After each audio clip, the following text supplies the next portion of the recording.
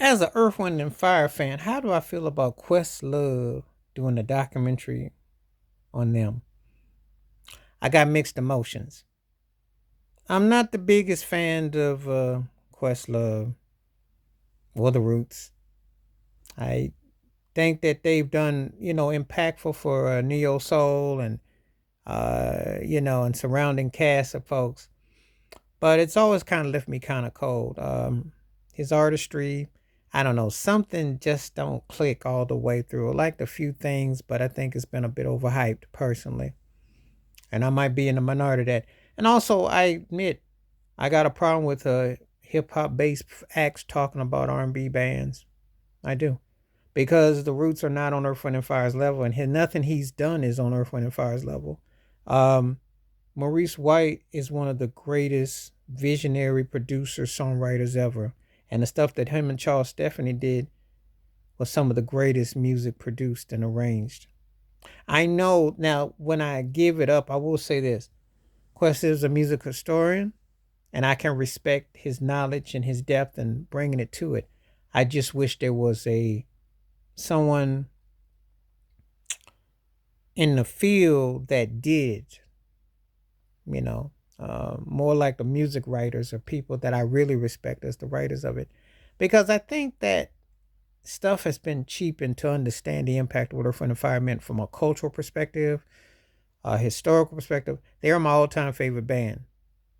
And understanding the sonics and the tonics of how they came to evolve from the Salty Peppers and their debut records that the first soundtrack with Melvin Peoples and what they formulated when they worked with Clive Davis at CBS Records, and then what they ended up becoming, and of course their tours, extensive catalog, the musicality. You can't really put a label on Earth, Wind, and Fire. They were world music, style wise, musically, spiritual, uplifting, sensual, uh, all kinds of different musical textures, Brazilian, African, R&B, pop, gospel, blues, funk, jazz, classical elements, new age, even precursors to hip hop with a style.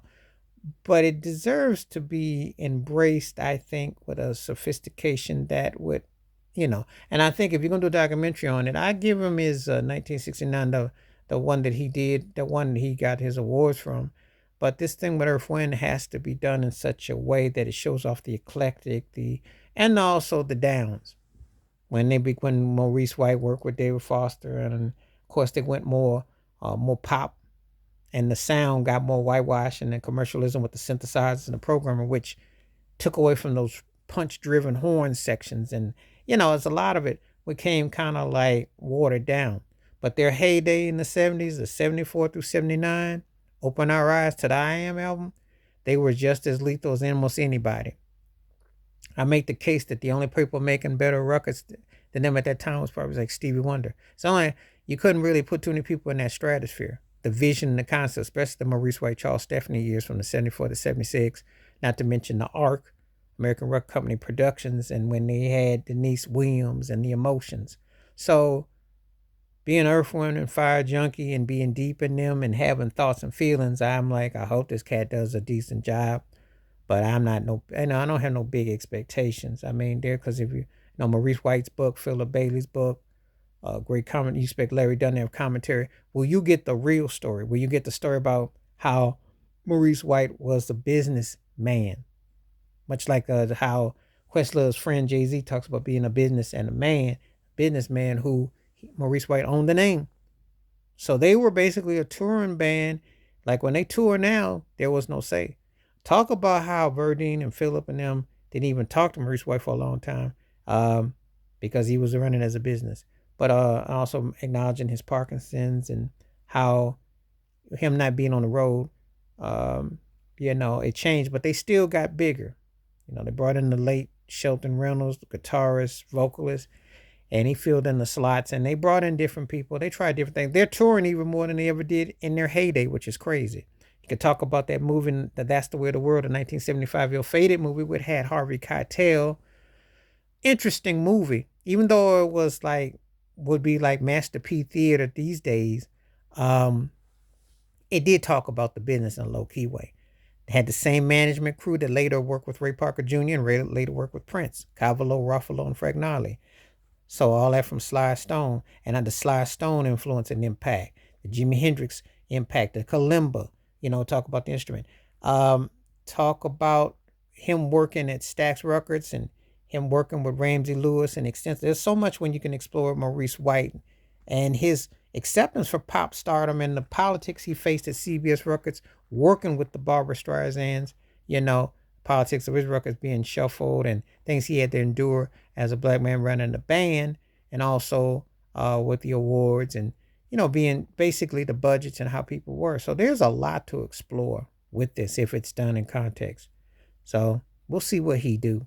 But Earth, Wind, and Fire is my all-time favorite band, and like many armchair Earth, Wind, and Fire fans, I feel like I could do the job too, because I could definitely talk about them verbatim, talking about Verdine White's tones.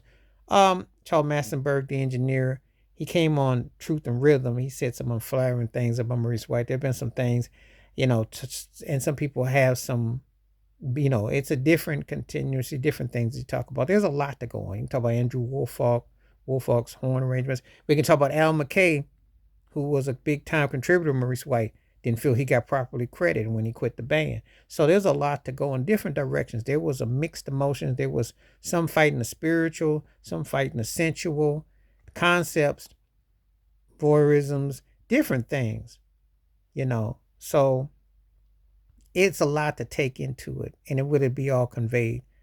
So that's the only thing I got to say with that. Do it right or don't do it at all, because when you talk about the elements, there are people who are diehard fans of Earth, Wind, and Fire who want that thing done right, because they never got they due. They were our Beatles. They were our favorite band. They never got they due.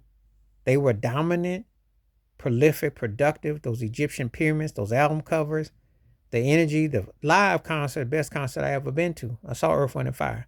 The Doug Henning magic on the stage. You can't recapture that. They were one of a kind. There were so many layers to them. The horns, the rhythm, the groove, the pockets, the intensity. Respect to Ralph Johnson, Philip Bailey, always. Maurice White, Larry Dunn, Verdine. That was the fire. Johnny Graham's guitar playing. Andrew Woolfolk on the horns, the late Don Merrick. There's a lot to go on. When you think about Roland Bautista on guitar too. Can go on and on and on and on. Jessica Cleaves, Keep Your Head to the Sky. Only female that was part of the Elements. And she went on to P-Funk. There's a lot to talk about, a lot to reflect on. You just hope that it gets discussed and where it takes and where it goes, because the philosophy and the takes. And just hope he's the right man for the job. That's all I got to say. Please like, subscribe, welcome thoughts, comments, and I do respond. Thank you. Wash your hands, keep your mind clear. Watch out for another shade of if you like. Hit that membership. Stay fresh, stay real, stay woke, stay true, stay clear, stay clean, stay calm, stay cool. I'm out one time. Peace.